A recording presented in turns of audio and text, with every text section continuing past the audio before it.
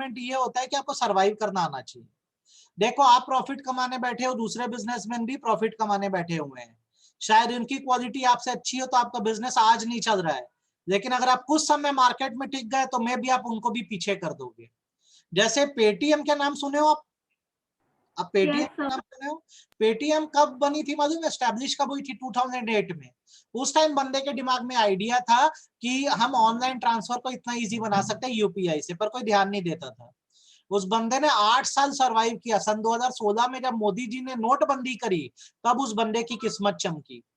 तो आप आज एक बिजनेस चला रहे हो, बिजनेस को मैनेज कर रहे हो, तो याद रखना आपका इकोनॉमिक ऑब्जेक्टिव नंबर 1 होना चाहिए सर्वाइवल। आप जब तक मार्केट में अपनी पोजीशन नहीं बनाओगे, सर्वाइव नहीं करोगे, आप नहीं टिक पाओगे। बड़े बड़े एक्टर कई साल तक सर्वाइव करते हैं तब जाके हिट होते हैं। नवाजुद्दीन सिद्दीकी, इरफान खान, ये कितने साल तो स्ट्रगल करे फिर जाकर ये इतने बड़े एक्टर बने। तो सबसे पहली चीज सर्वाइवल है। आप बताओ ये बात समझ आई कि नहीं आई? Yes, sir, Agan. चलो अब इसके बारे में लिख लो। The basic purpose of every organization, the basic purpose of every organization is to survive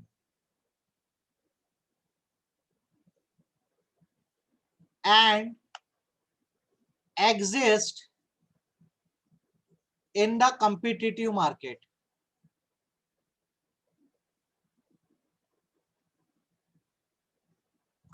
for a long period.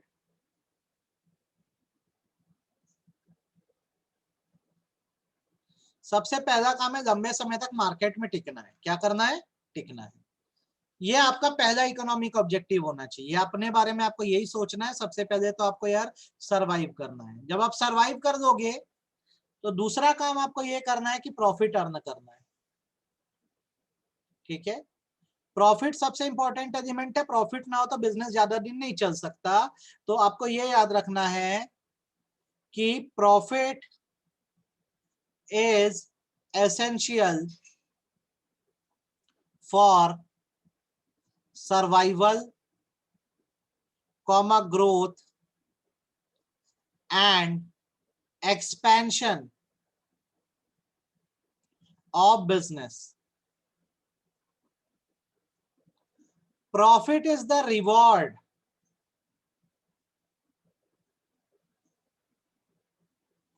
given to businessmen for bearing risk। Profit एक रिवॉर्ड है जो बिजनेसमैन को इसलिए दिया जाता है ताकि वो रिस्क बियर करे। आप बताओ आपको दोनों बातें समझ आई कि नहीं आई? आपके दो ऑब्जेक्टिव मैंने बताए। सबसे पहले आपको मार्केट में सरवाइव करना है, दूसरा आपको प्रॉफिट कमाना है। जितना रिस्क दोगे उतना प्रॉफिट होगा। ईमानदारी से बोलो, क्लियर है कि नहीं है? Yes, sir, clear है। लिख रही हो क्या आप? नोटिंग हो गई? Sir, 2 सेकंड बस। हाँ हाँ लिख।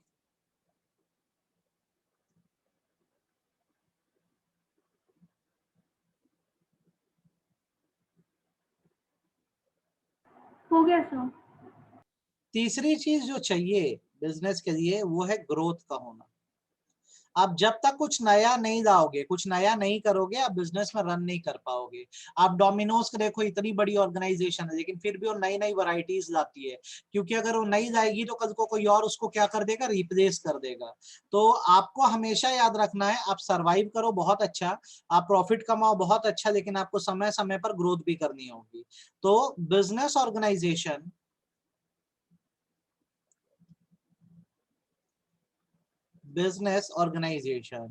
must grow and expand their activities.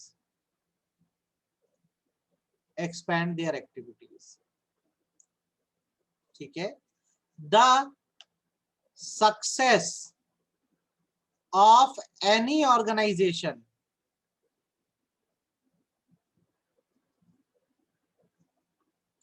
is measured by growth rate। जब तक आप आगे नहीं बढ़ोगे, ग्रोथ नहीं करोगे, आपको सक्सेसफुल कैसे मानेंगे? ये आप लिख लो। यांश भी गायब, आज दोनों नहीं आए। ये नोटिंग हो जाए तो बता। सर लिखिए। हो गया? तो आप याद रखना आपका ऑर्गेनाइजेशनल ऑब्जेक्टिव 3 है, क्या क्या? Survival, profit, growth. भूलोगे तो नहीं, ध्यान रहेगा। यस सर, याद रहेगा। अब दूसरी चीज, आप सोसाइटी के लिए कुछ करो। आप कमाना शुरू कर दिए ना, सोसाइटी के लिए क्या क्या करे, तो देखो एकदम इजी पॉइंट है, 6 पॉइंट दिखेंगे और वही याद रखेंगे। सबसे पहला, supply quality product at reasonable price. सही रेट पे अच्छी क्वालिटी का प्रोडक्ट दो, ठीक है। दूसरा, जनरेशन ऑफ एम्प्लॉयमेंट अपॉर्चुनिटी, लोगों को नौकरी दो।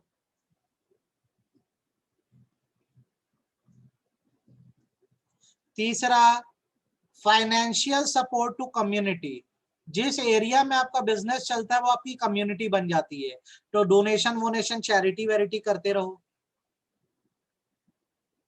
Then organise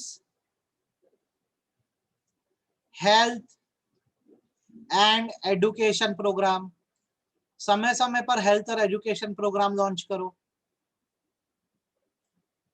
next, use eco friendly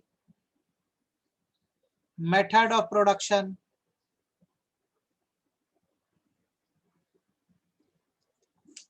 जब ये हो जाए तो बताना।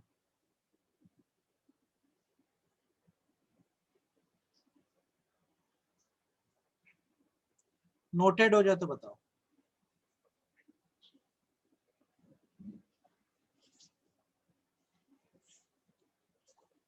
Work for upliftment of weaker section of society.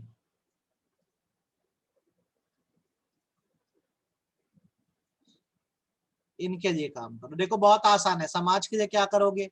Employment opportunity generate करो, अच्छी क्वालिटी का प्रोडक्ट सही प्राइस पे दो, आसपास के लोग जो हैं आपके बिजनेस ऑर्गेनाइजेशन के, उनको फाइनेंशियल सपोर्ट करो, हेल्थ एंड एजुकेशन प्रोग्राम चलाओ, eco friendly method of production use करो, और सोसाइटी के अपलिफ्टमेंट के लिए काम करो।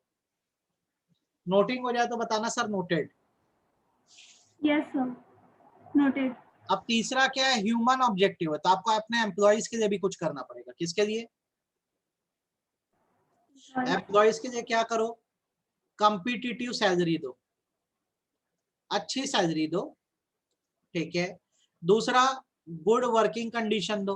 बेटा अलग से भी पूछता है ना, explain the social objective of management, human objective of management, तो कंफ्यूज मत होना, जो पूछेगा वो लिख के आना। गुड वर्किंग कंडीशन रखनी चाहिए अपने को वर्करों के लिए, ठीक है। उसके बाद उनको प्रमोशन देना चाहिए, प्रमोशन, ट्रेनिंग, पर्सनल ग्रोथ। जब तक आगे बढ़ने का स्कोप नहीं रहेगा आपके यहाँ क्यों काम करेगा? और चौथा, पीयर रिकॉग्निशन देना चाहिए।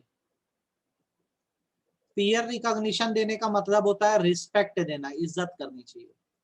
रिस्पेक्ट एक बहुत बड़ा फैक्टर होता है। आपको अगर ये हो गया होगा तो बताना सर मैंने भी लिख लिया है, मेरा हो गया, आप आगे बता दो।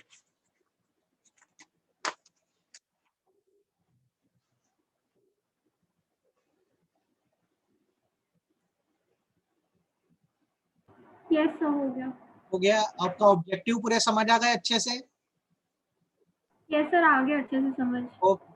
अब आता है नेचर की बात। नेचर का मतलब मैं आपको सिखा दे रहा हूं ताकि आपको पता रहे।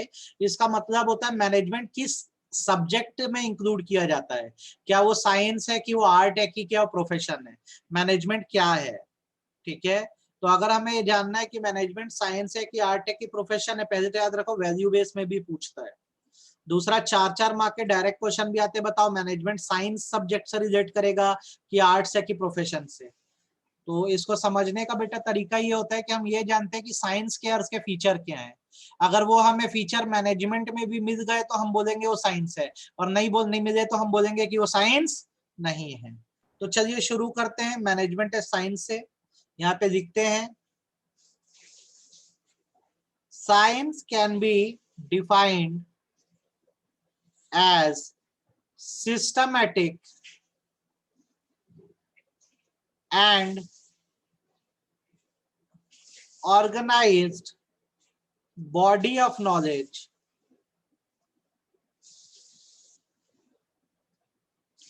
based on logical findings, comma fact and events. Science एक ऐसा बॉडी ऑफ नॉलेज है जो फैक्ट पर बेस होता है, इवेंट पर बेस होता है, फाइंडिंग पर बेस होता है, समय समय पर एक्सपेरिमेंट होते हैं, रिजल्ट आते हैं, उसको साइंस बोलते हैं। आप बताओ आपको साइंस का मतलब समझ आया कि नहीं आया? Yes sir. ओके, अब सवाल ये उठता है कि मैनेजमेंट साइंस है कि नहीं है। तो हम साइंस के कुछ फीचर देखेंगे और देखेंगे कि मैनेजमेंट में प्रेजेंट है कि नहीं है। जैसे सबसे पहला सिस्टमेटिक बॉडी ऑफ नॉलेज, इसका मतलब होता है कि साइंस की बुक्स अवेलेबल होती है। In science organized and systematic study material is available, which is used to acquire knowledge, which is used to acquire knowledge of science. Science की किताबें अवेलेबल हैं जिससे आप क्या कर सकते हो, साइंस का नॉलेज ले सकते हो। अब आप बताओ मैनेजमेंट की बुक्स अवेलेबल है कि नहीं? जैसे साइंस Yes, sir. की बुक्स मैनेजमेंट की भी है, तो हम आगे लिखते हैं like science in management also,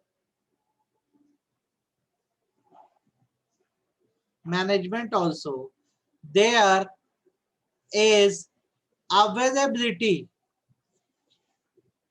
of study material। तो ये फीचर प्रेजेंट है कि नहीं, अब बताओ ये फीचर प्रेजेंट है कि नहीं है? प्रेजेंट है ना। नेक्स्ट थिंग की बात करते हैं, बेस्ड ऑन ऑब्जर्वेशन की बात करते हैं। In science various observations are made over living and non-living things. Similarly, in management, the work of employees is observed। जैसे साइंस में आप अलग अलग चीजों को, living thing non living thing को ऑब्जर्व करते हो, रिजल्ट बताते हो। सिमिलरली क्या होता है, मैनेजमेंट में भी एम्प्लॉइज के वर्क को ऑब्जर्व किया जाता है। तो बताओ ये वाला फीचर प्रेजेंट है कि नहीं है? यस सर, प्रेजेंट है। प्रेजेंट है। तीसरा रिपीटेड एक्सपेरिमेंट की बात करते हैं हम लोग। साइंटिफिक प्रिंसिपल्स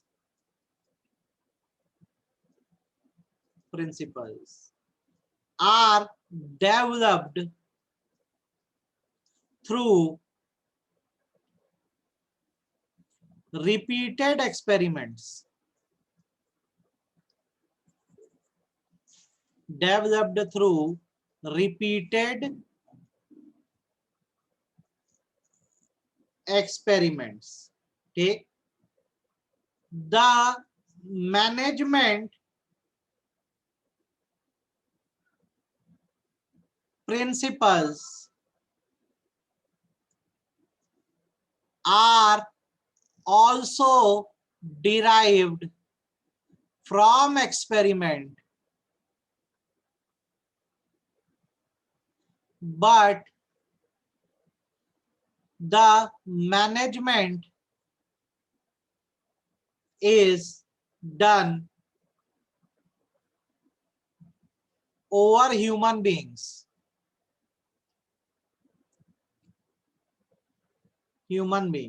लिखे क्या?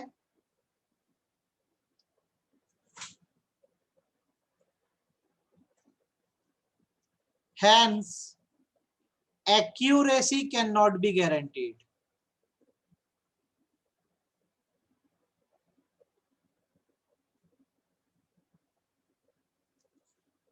साइंटिफिक प्रिंसिपल जो होते हैं रिपीटेड एक्सपेरिमेंट से आते हैं, मैनेजमेंट प्रिंसिपल में भी एक्सपेरिमेंट होते हैं पर यह ह्यूमन बीइंग से डील किया जाता है, इसलिए एक्यूरेसी की गारंटी नहीं दे सकते। आदमी कब कैसा बिहेव कर दे कोई नहीं बता सकता। आपको ये बात समझ आई कि नहीं है? यस सर, तो इसका मतलब इसमें दोनों सेम नहीं। देखो अपन ऐसे करते हैं, यहाँ पे लिख देते हैं प्रेजेंट, क्या लिख रही है प्रेजेंट, यहाँ पर भी प्रेजेंट, और यहाँ पे हम लिख देंगे पार्शियली प्रेजेंट, क्या लिख रही है पार्शियली प्रेजेंट। मतलब ये फीचर है तो पर पूरी तरह से नहीं है, बिलीव नहीं कर सकते इसमें। नहीं कर सकते। क्लियर हुआ? Yes sir. Then universal validity की बात करते हैं। Scientific principles have universal application. Science के रूल पूरी दुनिया में एक जैसे है। न्यूटन ने जो लॉ बनाया हम इंडिया में जो मानते हैं पूरी दुनिया भी वही मानती है। सही बात है गलत बात है? Yes sir. पर चीजों को मैनेज करना पूरी दुनिया में एक जैसा है क्या? नो सर, लॉज अलग अलग होते हैं सर। बिल्कुल। तो management principle are not exact like science and applied differently.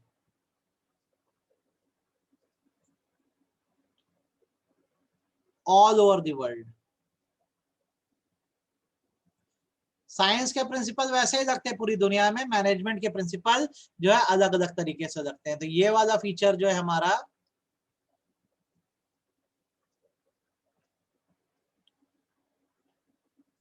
Not present में। बोलिए कोई तकलीफ? No sir. ओके, आखिरी बात करते हैं। सर थोड़ा बचा है लिखना। हाँ हाँ लिख लो, आराम से लिखो, ऊपर करिए। ठीक है।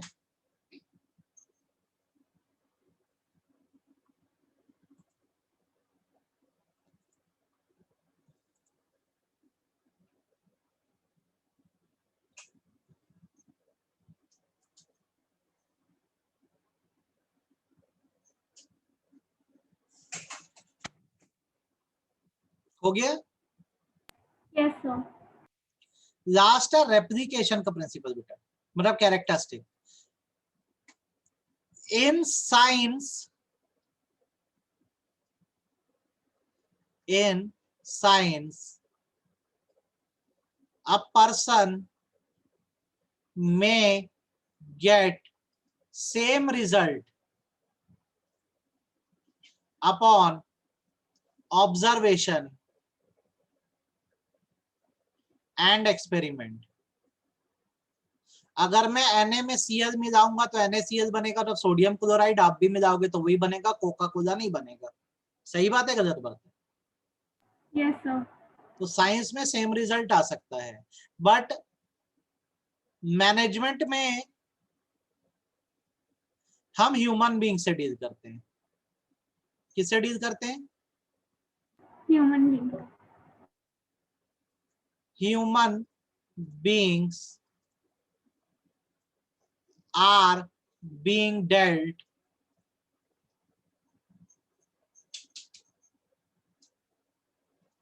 ये थोड़ा सा स्पेलिंग करेक्शन करा जाए, यहाँ पे अच्छी नहीं है, ये अच्छी नहीं है, इसको करो। Human beings are been dealt which give different result, जो क्या करते हैं अलग अलग नतीजे देते हैं। मैं किसी से बात करूंगा तो उसके बात करने का तरीका अलग होगा, आप बात करोगे तो तरीका अलग होगा। सही बात है गलत बात है? Yes sir. तो ये फीचर प्रेजेंट है कि नहीं है? नहीं है। तो कितने प्रेजेंट हुए कितने प्रेजेंट नहीं हुए? दो कंप्लीटली प्रेजेंट, एक पार्शियली और दो एब्सेंट है। अब सवाल है कि साइंस है कि नहीं है, तो इसका जवाब ये है कि मैनेजमेंट एक इनएग्जैक्ट साइंस है। कैसी साइंस है? इनएग्जैक्ट। मतलब पूरी तरह से साइंस नहीं है। इसको सोशल साइंस भी बोल सकते हो क्योंकि ये ह्यूमन बीइंग से डील करती है और साइंस के कुछ ही फीचर इसमें होते हैं। क्लियर है? यस सर, अच्छे समझ आया, आधा अधूरा समझ आया? अच्छे से आ गया समझ। अब दूसरी चीज आती है मैनेजमेंट एज आर्ट की। किसकी बात आती है? आर्ट। आर्ट समझते हो किसको बोलते हैं? Yes sir. क्या होता है ये बताओ। कला कुकिंग एक आर्ट है कि नहीं है? है सर, कुकिंग एक आर्ट है। कुकिंग एक आर्ट है कि नहीं है? आर्ट है। तुमको इनमें से कुछ पसंद है? दोनों पसंद है। अगर कुकिंग तुमको करना और एक्सपर्ट बनना है तो सबसे पहले तुमको क्या करना होगा? इसका नॉलेज देना होगा। सही बात है गलत बात है? रेसिपी बुक देखो, मम्मी से सीखो, करना पड़ेगा नहीं करना पड़ेगा? Yes sir. फिर पर्सनली एक दो बार कुक करके देखना पड़ेगा कि नहीं? फिर प्रैक्टिस करते जाओगे और एक दिन आप क्या हो जाओगे इसमें? Professional expert. एक्सपर्ट हो जाओगे। सही बोल रहा हूँ गलत बोल रहा हूँ? Yes sir. तो बेसिकली आर्ट एक ऐसी चीज है जिसको पर्सनली हमें खुद यूज करना होता है, और प्रैक्टिस करते करते हम उसमें क्या हो जाते हैं? परफेक्ट हो जाते हैं। क्या हो जाते हैं? परफेक्ट हो जाते हैं। परफेक्ट हो जाते हैं। अब सवाल ये है मैनेजमेंट आर्ट है कि नहीं है, तो हम आर्ट का मतलब लिख लेते हैं, a systematic body of knowledge, a systematic body of knowledge which requires skill, creativity and practice to get perfection.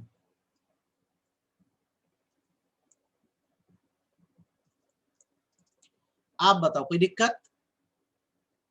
No sir. अच्छा, अब नीचे वही करेंगे जैसे साइंस में करे थे, वही ड्रिल। कैरेक्टरिस्टिक पढ़ते हैं, अगर यही मैनेजमेंट में भी प्रेजेंट हुए तो हम बोल देंगे कि मैनेजमेंट आर्ट है। ठीक है, सबसे पहला एग्जिस्टेंस ऑफ थियोरेटिकल नॉलेज। आप बताओ मैनेजमेंट में फीचर प्रेजेंट है कि नहीं? यस सर, रहता है। In every art there is systematic and organized study material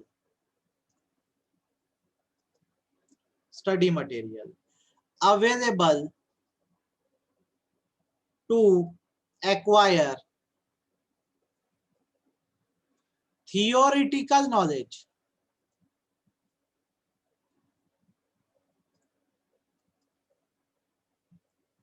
of art. ठीक है, तो ये फीचर में लिख दूं प्रेजेंट। Yes sir. चलिए अब दूसरे फीचर की बात करते हैं, पर्सनलाइज एप्लीकेशन की बात करते हैं अपन।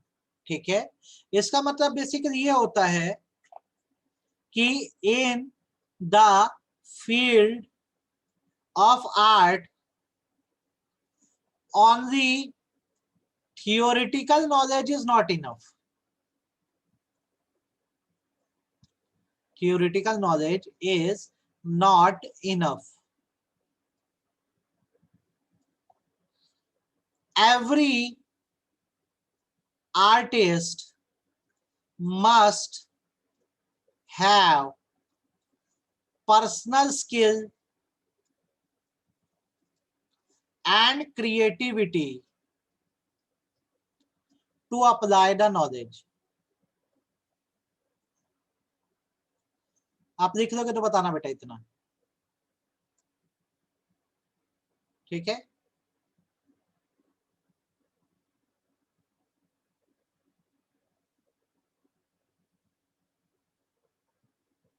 Yes sir. आगे in management also all managers have knowledge, but their efficiency depends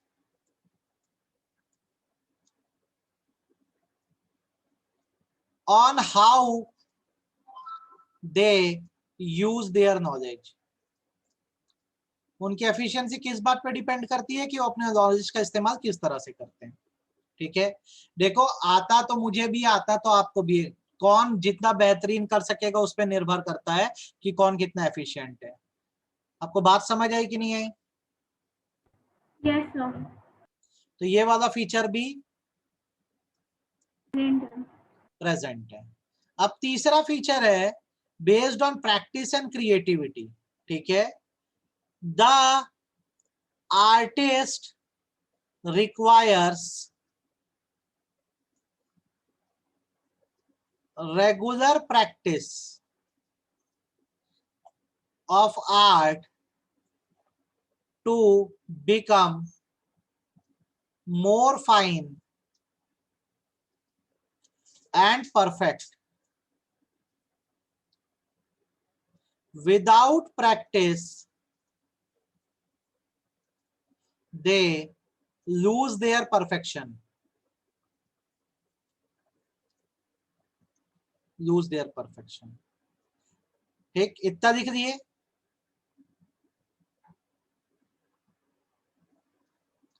Similarly, experienced manager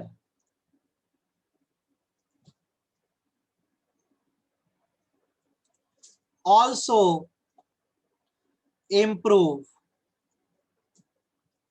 their skills through practice. Art तभी तक शार्प रहता है जब तक आप प्रैक्टिस कर रहे हो। प्रैक्टिस छूटी, आर्ट खत्म हो जाता है। तो मैनेजर भी समय समय पर प्रैक्टिस करता रहता है ताकि उसके स्किल इंप्रूव होते रहें। गेटिंग? Yes sir. तो ये वाला फीचर भी सहसम्मान क्या है? प्रेजेंट है। तो तीनों फीचर प्रेजेंट हुए तो हम बोलेंगे मैनेजमेंट है, कंप्लीट आर्ट है। क्या है? कंप्लीट आर्ट है। आप बताओ, आपको ये दोनों समझ आ गया कि नहीं अच्छे से? यस सर, आ गया अच्छे से समझ। तीसरा आता है प्रोफेशन। इसको करने के बाद रुक जाएंगे, बाकी कल करेंगे। ठीक है, प्रोफेशन पे आ जाओ। किस पर आ जाओ? प्रोफेशन समझते हो किसको बोलते हैं? प्रोफेशन क्या होता है मैं आपको बताऊं। प्रोफेशन एक स्पेशल नॉलेज होता है। क्या होता है? स्पेशल नॉलेज सबको नहीं मिलता। जैसे हम बात करते हैं डॉक्टर्स की, क्या ये स्पेशल नॉलेज गेन करते हैं कि नहीं करते हैं? Yes sir. Chartered accountant, CA, CS, इन सब का एक इंस्टीट्यूट होता है। जैसे डॉक्टर का एमसीआई है, medical council of India, CA का आईसीएआई है, सीएस का आईसीएसआई है। ऐसे इंस्टीट्यूट्स हैं, ये कोर्सेस चलाते हैं। जो कोर्स को पूरा करता है, जो प्रॉपर ट्रेनिंग करता है, वो जाके प्रोफेशनल बनता है। हर कोई बन सकता है क्या प्रोफेशनल? हर कोई प्रोफेशनल बन सकता है? No sir. नहीं बन सकता ना। तो बेसिकली हमको ये देखना है कि मैनेजमेंट प्रोफेशन है कि नहीं। तो चलिए लिखते हैं, profession is body of knowledge which requires special skill and training। जिसके लिए क्या चाहिए? स्पेशल स्किल चाहिए और ट्रेनिंग चाहिए, उसे प्रोफेशन बोलते हैं। ठीक है, प्रोफेशन के ये लिख लिया क्या? Yes sir. प्रोफेशन की कैरेक्टरिस्टिक की बात करते हैं। सबसे पहले well defined body of knowledge है। मतलब बेसिकली ये होता है कि इन एवरी प्रोफेशन, लिखते जाओ साथ साथ, in every profession there is practice of systematic body of knowledge.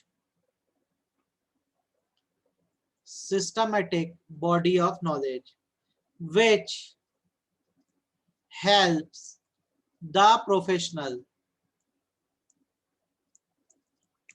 to gain special knowledge। Short में किताबें अवेलेबल है हर प्रोफेशन की। सीए की बुक्स हैं, सीएस की बुक्स हैं, लॉ की बुक्स हैं, सब अवेलेबल है। ठीक है, सिमिलरली मैनेजमेंट में भी यही सब अवेलेबल होता है कि नहीं होता? Yes sir. तो ये वाला फीचर प्रेजेंट। अगले फीचर की बात करते हैं, the entry to a profession is restricted through examination or degree. There is no such case in management. भाई प्रोफेशनल के लिए एंट्री रिस्ट्रिक्टेड है, जो एग्जाम पास करेगा, जो डिग्री देगा, वही प्रोफेशनल बनेगा। लेकिन मैनेजमेंट के लिए ऐसा कुछ नहीं है, 10वीं फेल बंदा भी जो है वो मैनेजर बन सकता है। तो ये फीचर प्रेजेंट है कि नहीं है? नहीं प्रेजेंट है।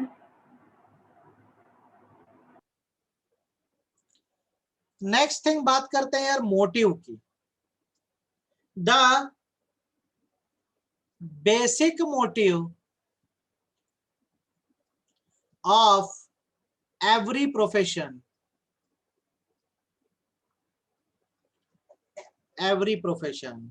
is to serve the client,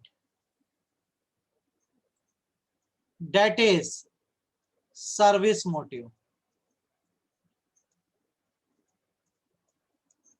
Either whereas management has economic objectives,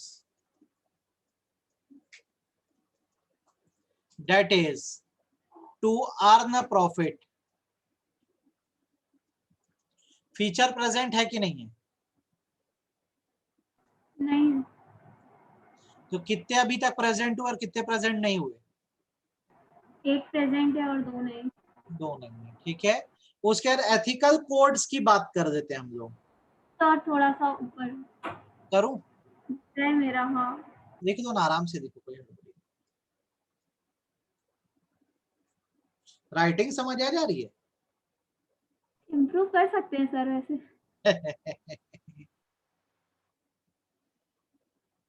हो गया?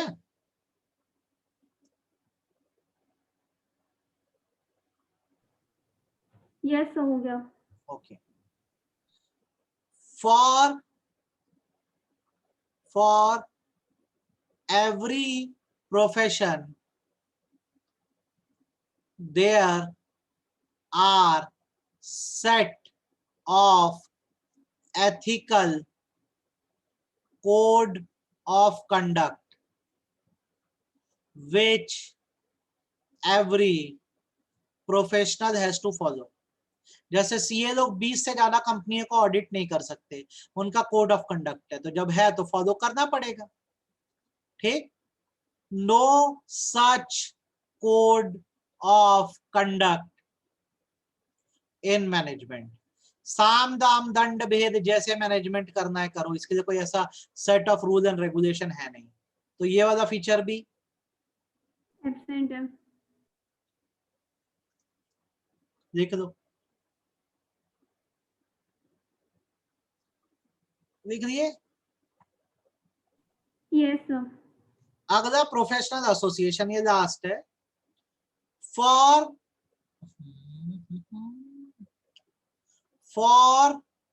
all professions there are professional associations.